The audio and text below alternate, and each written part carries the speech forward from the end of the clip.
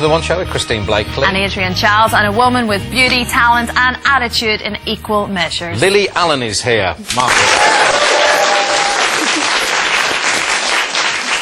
Lily, you're just great. You've got the world at your feet, you've got a great voice, and you like football too. What more could a man want from a woman? Nothing, that's what I'm telling them. Are you having a good time? Are you enjoying yourself? Yeah, really, very much so. I'm kind of in the thick of a tour, and yeah, it's all going brilliantly. You've got a pretty unique sound. It could never be anybody else but Lily Allen when you're singing. But we're looking at one of your influences today, the Specials. You're really into them, and ska and two-tone. You like that? Yeah, I kind of grew up around, you know, my mum and dad were both kind of punks back in the 80s, but then they kind of moved into the whole, two-tone special stuff, and that was what I grew up around, yeah. I wish I had a mum and dad who were punks. My dad was just a scaffolder. It's rock and roll, isn't it? Well, Yeah. the two became one back in 2007. It was at Glastonbury.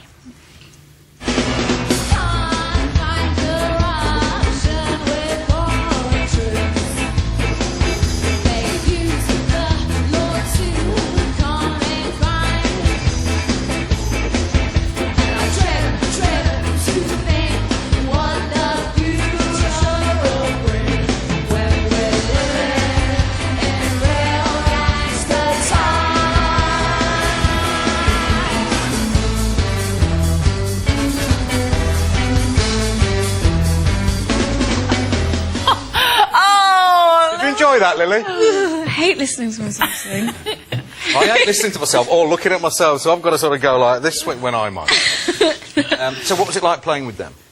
You know, it was amazing. I mean, Linval Golding, who was playing guitar just then, he called me up when I think we were playing in Seattle, and he knew that the Specials were one of my influences, and he just said, oh, look, do you mind if I come up and play with you? So we invited him to play there, and then he was like, actually, you know what, I'd really like to come and do Glastonbury with you. So he came over and got Terry Hall to do it as well, and yeah, it's pretty brilliant. Special gig, wasn't it? Well, it's 30 years now since the music of the Specials and other bands associated with the two-tone label first took Britain by storm. Politically, these were stormy times that came to be defined by the two-tone sound.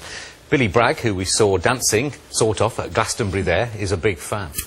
Here's his take on that era of racial unrest on the streets and the coming together of black and white that two-tone signified.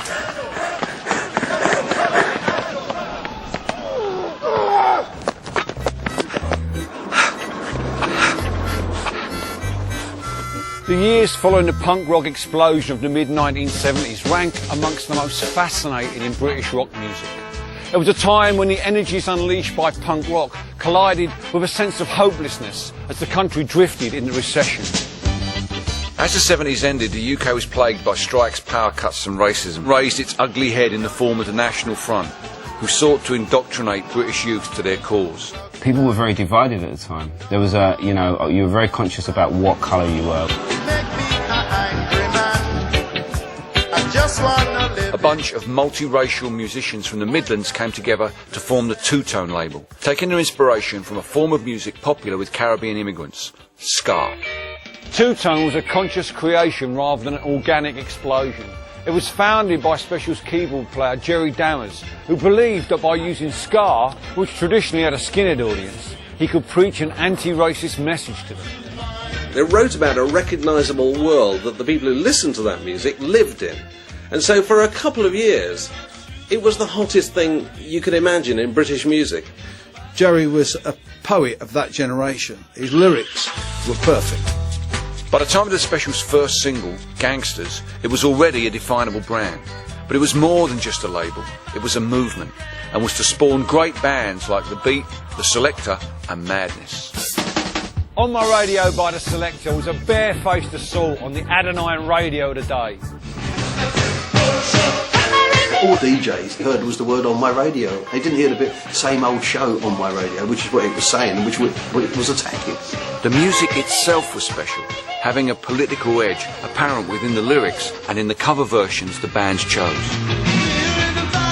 A live EP by the Specials in 1980 was to seal their success. The lead track, Too Much Too Young, became an anthem, a ska hymn to a wasted youth.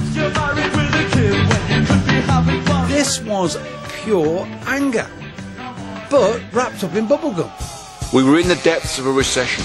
Interest rates were high and firms were going bankrupt. But we were being attacked at other levels. Terrorism from the Middle East had reached our shores, and the West was still embroiled in the Cold War. It got right to the point where one mistake and there wouldn't be a humanity left. The Specials were very vocal about where they stood on the subject too. There was a genuine fear that we would all be wiped off the face of the earth. Between 79 and 82, there were a succession of assassination attempts. Reagan was shot, so was the Pope. The Queen was threatened. President Sadat of Egypt was killed, and John Lennon was murdered in cold blood. There was also an atmosphere of fear.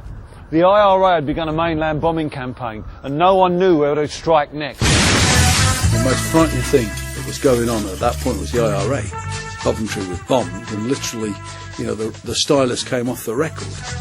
During this period, the terrorists would target politicians, civilians, and even royalty. In an atmosphere of hostility towards outsiders, some felt suspicion became an excuse for intimidation. And with ever-growing discontent throughout the nation, what was to come next was inevitable. They swamped Brixton with police. They kept stopping young black men. If you were a black kid at the time and you weren't stopped, you hadn't lived. Poverty, racism, militarism. The fighters on the front lines could pick their targets as easily as they picked up a brick. Ghost Town was a haunting lament for a city, a country, a lifestyle that was threatened by poverty, unemployment and strife.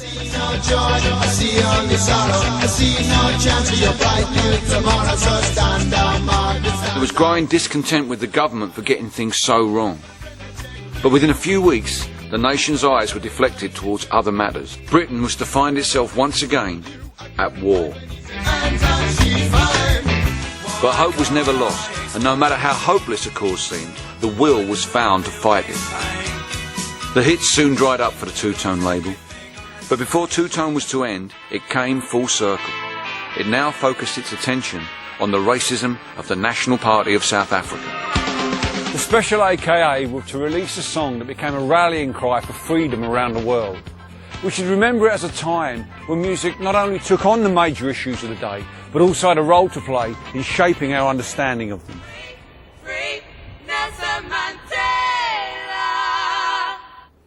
So if ska is one influence on you, is there anything else that you'd point to? Any particular other era of music? I kind of like, all the kind of,